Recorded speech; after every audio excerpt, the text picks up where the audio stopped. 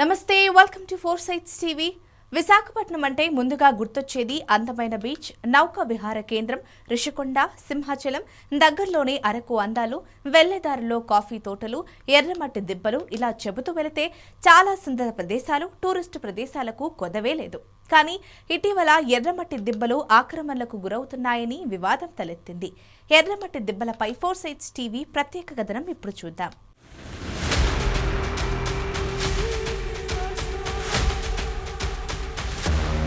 Visakha city విస్తరణ డెవలప్మెంట్లో భాగంగా 1975లో భీమిలి పరిసర ప్రాంతాలను డెవలప్మెంట్ ఉద్దేశంతో అప్పటి ప్రభుత్వం భీమిలి హౌసింగ్ సొసైటీకి 400 ఎకరాలు కేటాయించారు. అదే స్థలాన్ని ఐఎన్ఎస్ కళింగ వారు అడగగా భీమిలి హౌసింగ్ సొసైటీకి పక్కనే ఉన్న 373.5 ఎకరాలు కేటాయించారు. కానీ కొద్ది రోజులుగా ఎర్రమట్టి దిబ్బలు అన్యాక్రాంతమని పుకార్లు రావటం జరిగింది. దీంతో జియోలాజికల్ సర్వే అధికారులు అటు భీమిలి హౌసింగ్ సొసైటీ వారు అప్రమత్తమయ్యారు.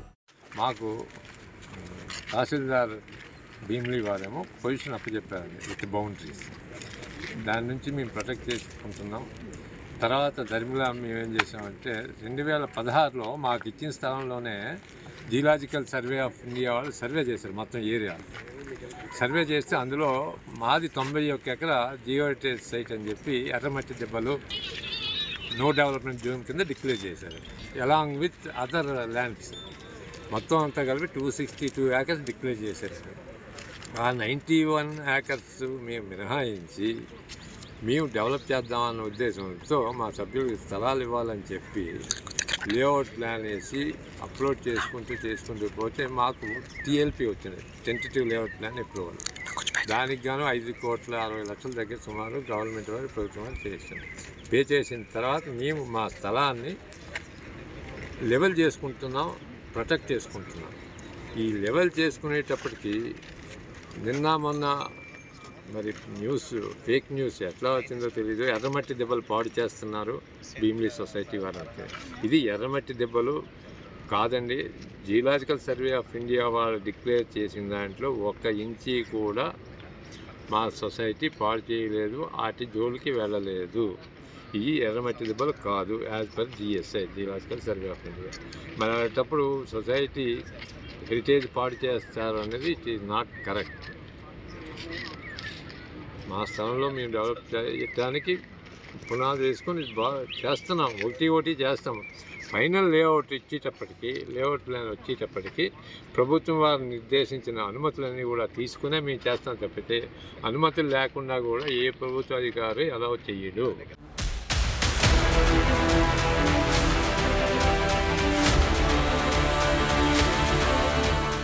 జియోలాజికల్ సర్వే అధికారులు సుమారు 91.5 ఎకరాలు నో డెవలప్మెంట్ జోన్గా ప్రకటించారు. కానీ 91.5 ఎకరాలకు ఏ విధమైన నష్టపరిహారం భీమిలి హౌసింగ్ సొసైటీకి చెల్లించలేదని సొసైటీ సభ్యులు చెబుతున్నారు. భీమిలి హౌసింగ్ సొసైటీ 91.5 ఎకరాల భూమిని వదిలి మిగతా భూమిని డెవలప్మెంట్ చేస్తున్నామన్నారు. ఈ ల్యాండ్ మాకు గవర్నమెంట్ నుంచి 373.95 ఎకర్స్ గవర్నమెంట్ నుంచి త్రూ సుప్రీంకోర్టు ద్వారా మా సొసైటీకి అలాట్ చేస్తుందండి.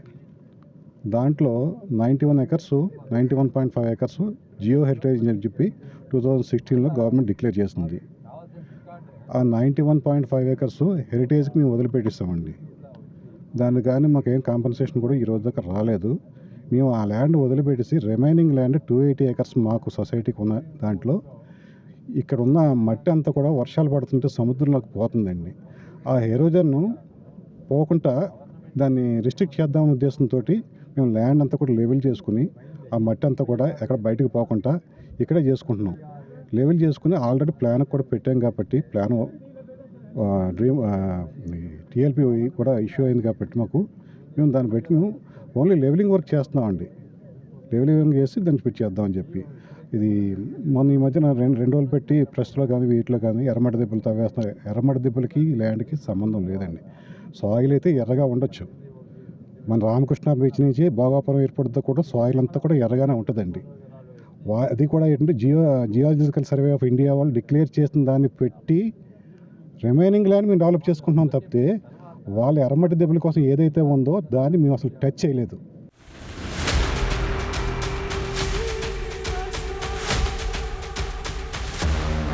మరోవైపు water man of India chairman doctor Rajendra Singh విశాఖలో మాదిరి ఎర్రమట్టి దిబ్బలు తమిళనాడులో తప్ప మరెక్కడా లేవని, కాబట్టి వాటిని వారసత్వ సంపదగా కాపాడుకోవాల్సిన అవసరం ఉందన్నారు. आज मैंने सैंड ड्यून्स का देखा, ये लाल रंग की मिट्टी, ये लाल रंग की सैंड हिंदुस्तान में सब जगह नहीं है, मुश्किल से एक आध जगह कोई और होगी. ये हेरिटेज एक ही जगह है तमिलनाडु में और नहीं है. हाँ, ये हेरिटेज है आपके लिए, एक नेचुरल हेरिटेज है. इस नेचुरल हेरिटेज को यदि विशाखापट्टनम के लोग नहीं बचाएंगे तो तुम्हारी अगली पीढ़ी तुम्हें माफ़ नहीं करेगी. अगली पीढ़ी कहेगी यार ये हमारे से पहले वाले लोग बड़े बुद्धू थे, क्या चीज़ बचानी है उसके बचाने के बारे में सोचा ही नहीं. तो हमें ये सैंड ड्यून्स का बचाने का कुछ ज़्यादा विशाखापट्टनम के लोगों को संगठित होके ऑर्गेनाइज होके उसको ज़रूर प्रोटेक्ट करना चाहिए. ఏదేమైనా ఈ అంశంపై ప్రభుత్వం త్వరగా స్పందించి భీమిలి హౌసింగ్ సొసైటీకి న్యాయం చేస్తూ ప్రజల్లో నెలకొన్న అనుమానాలు తొలగించి ప్రకృతిని రక్షించాల్సిన అవసరం ఎంతైనా ఉంది.